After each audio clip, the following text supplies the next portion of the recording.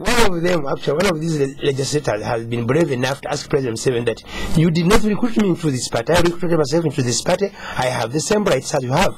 And if people reach that stage, then the country is growing. But if people just say because the big chief has said, and we go into the big man type of leadership, we shall be doomed. I want to encourage these young men so that the ones in parliament and those outside the parliament, those who can make these demands, one of them brought up, so that they don't and they should never be selfish into this matter, and they should never mind what happens as long as something good comes out. Today I met somebody in the bank and we are discussing, is my OB, and told me that you should maybe change for how you agitate for things so that you see them. I said, I don't need to see a good thing happen in my lifetime. I want it to happen when it's ready. So as long as I have passed out information that can guide the people to the right thing, I am contented, whether I am present or absent. And that should be what humanity should be looking for. Mr. Mayanja, NRM is a party. We have, well, some people will say it's growth. What do you read? Well, first of all, I've said here before that it would be good for the country if members of parliament are left to be independent. And the president seems to be in the notion that he wants to have his cake but eat it at the same time.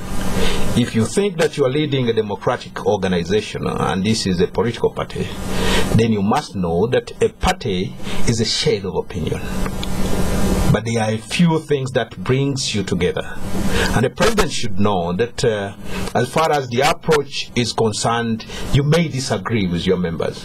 And if you disagree principally, you have to respect that.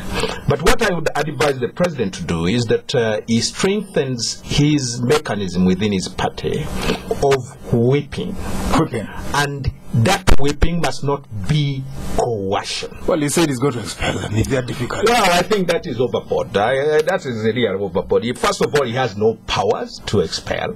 Oh, really? He does not. Betikami was expelled from the FDC. After process.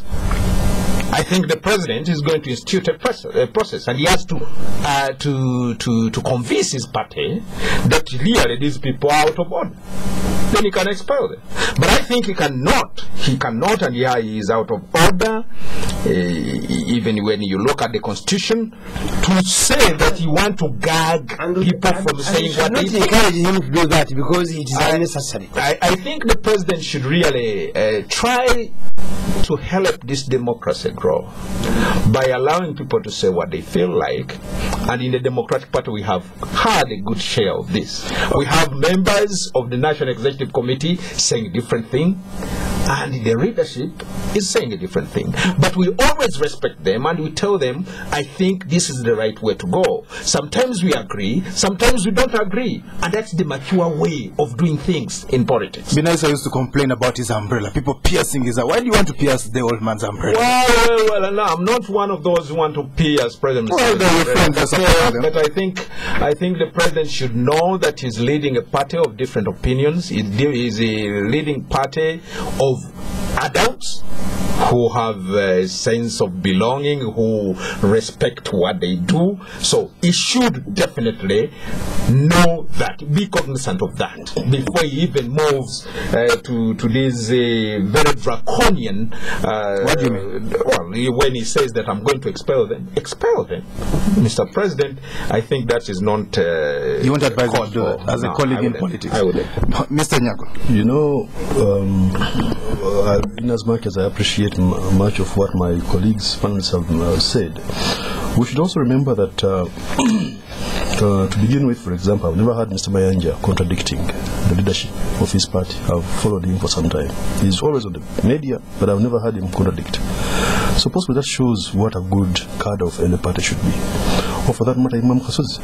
He's a leading ideologue of his party, but I've never heard him contradicting. And I know he's a man of strong conviction. I can't believe any instance that he just toes the line for the sake of it of his colleagues in the party.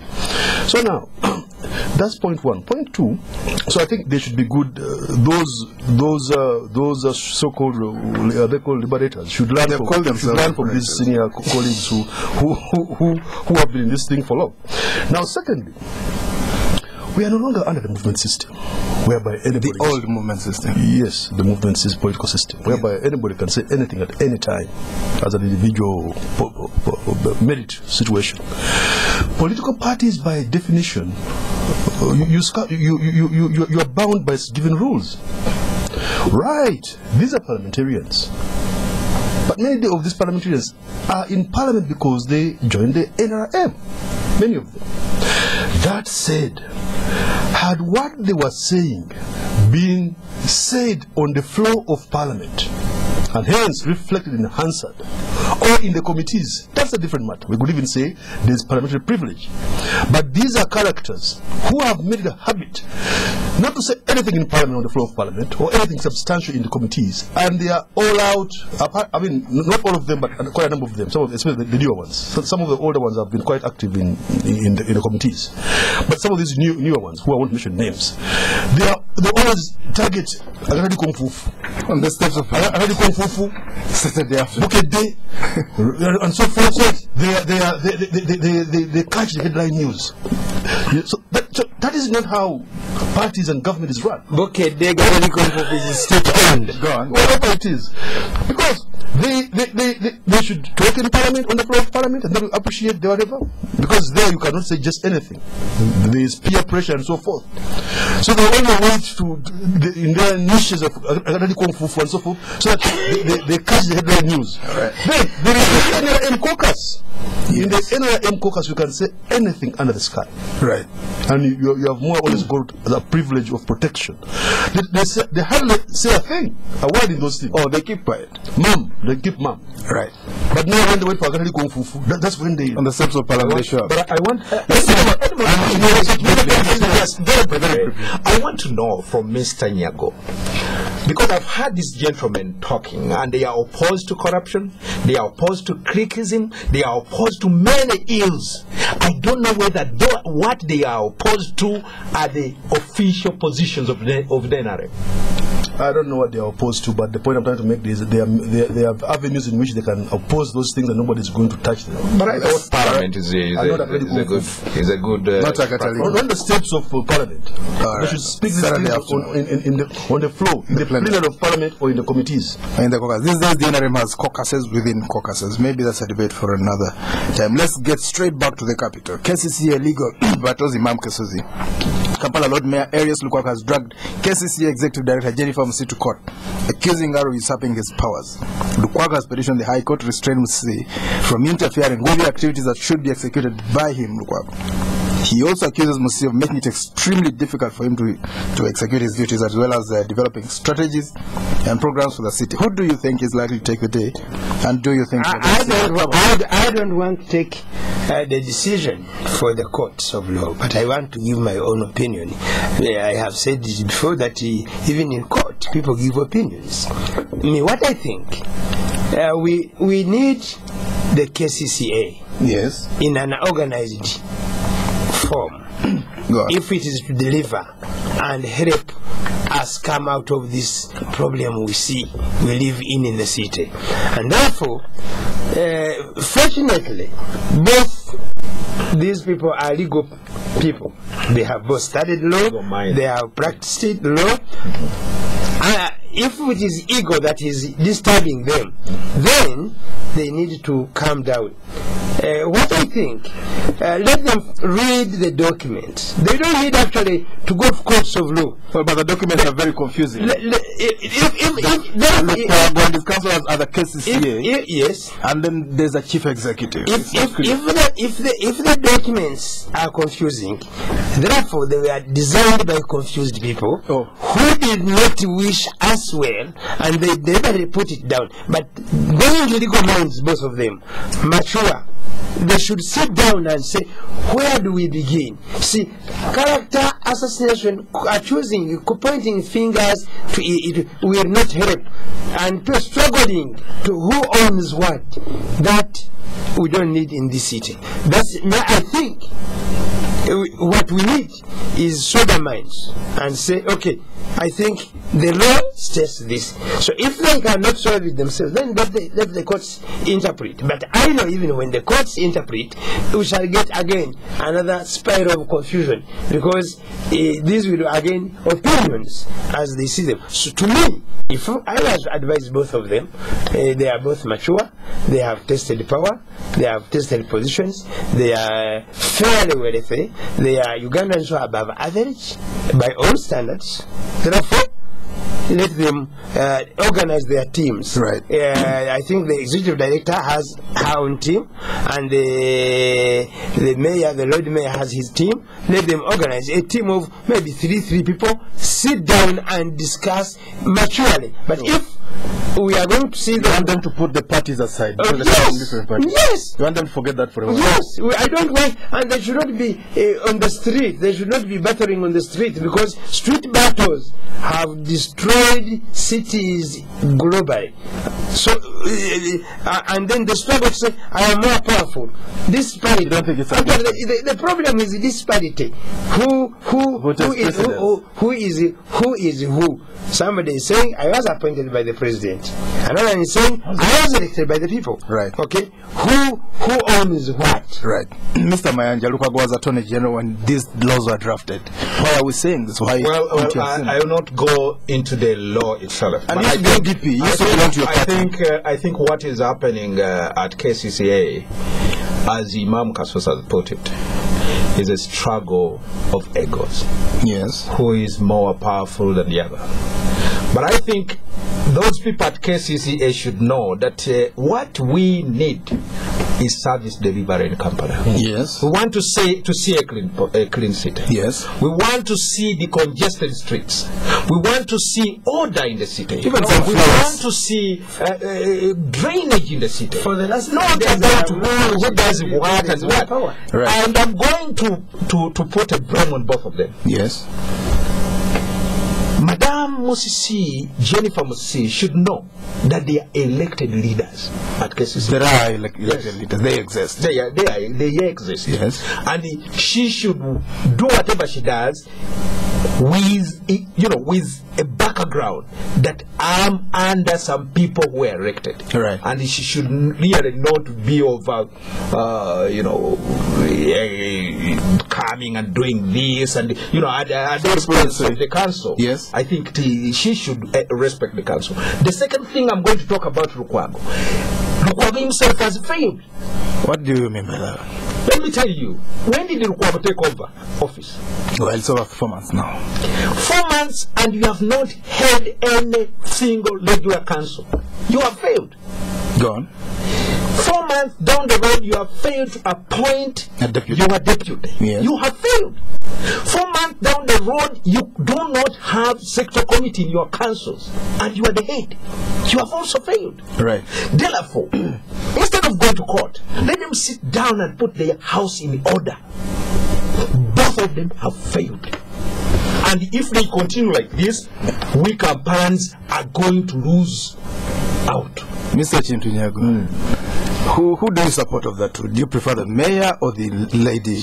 No, what we want is a good city that accommodates all of us. Look, we don't want a city which is like the colonial Uganda. You know, in the colonial Uganda, yes, Africans are not allowed to be in Kampala. You could only come in Kampala if you're a houseboy or a yaya. Now the rest of the... And you're looking after the child, the girl. Indian yes. children, or those of the Asia, of the white administrators of Nakasero. Right.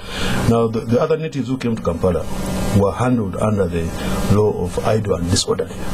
So they find you walking on the streets, they arrest you arbitrarily and throw you out of Kampala. But the Kampala of a changing society like Uganda should accommodate all of us.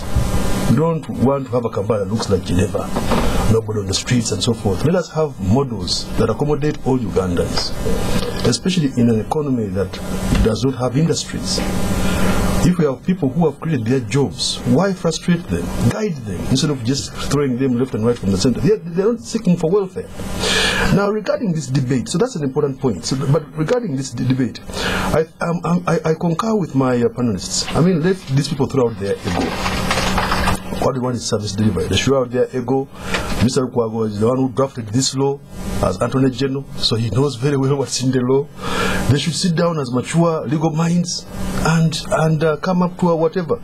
And it's really pathetic that Mr. Lukwago has no deputy, no council, no sectoral committees. Now, how shall we really enjoy the required service there? He has a council, but he has no sectoral committee. Yes, no, yeah, so terrible.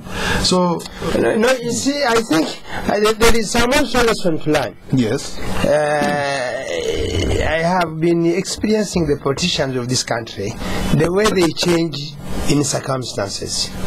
And probably Lukwago is facing these problems because he is an independent candidate. He has no clear political backing.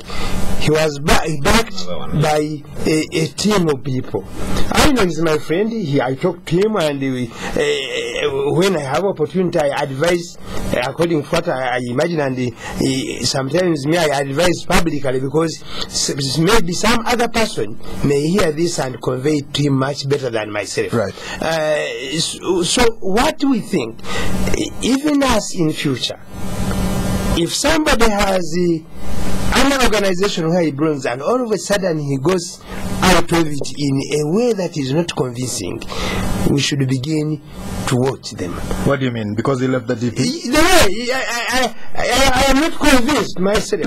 I'm telling you, I'm not convinced. I am not a DP man, but I'm not convinced. I am worried that if he continues like this, and he may turn again like Haj Saragala. Oh, yes. Claiming a house on a hill? Over another time. Because I have given an example that when they say somebody is a rapist, yes, don't trust him with your daughter or your wife. Yes. Then don't say he's my friend. He has never raped my whatever. Right. The moment, by the time you know, it might be too late. Your daughter will be raped. So this business of running up and down because we want positions of power is a very unfortunate situation, right, and which must be erased in the minds of especially younger men like Elias Lukwago. I think he's had the forte. So that's why we are missing the services of Lukwago in Parliament. All right, let's move forward. Libya, let's talk about Zambia. Michael Sata, 73 years old, the Zambian opposition leader nicknamed King Cobra because of his tongue that slashes people's egos and so on. He narrowly lost 3 previous elections. He beat incumbent President Rupia Banda, who got only 36% of the vote. Zambia's Banda's party has been in power. There was MMD, they call the MMD, Movement for Multi-Party Democracy. There was Frederick Chilua before that. How do you explain that? Well, first of all, I have to congratulate the Zambians that they are making that step forward. You know, wherever you have government change, when the government, the person who is losing an election is an incumbent who stood, and he concedes, right, as I've heard President Banda doing, that is very good for democracy.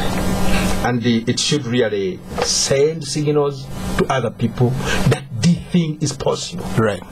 And that there is life after the presidency. You can go out of the presidency, but you remain a very influential person.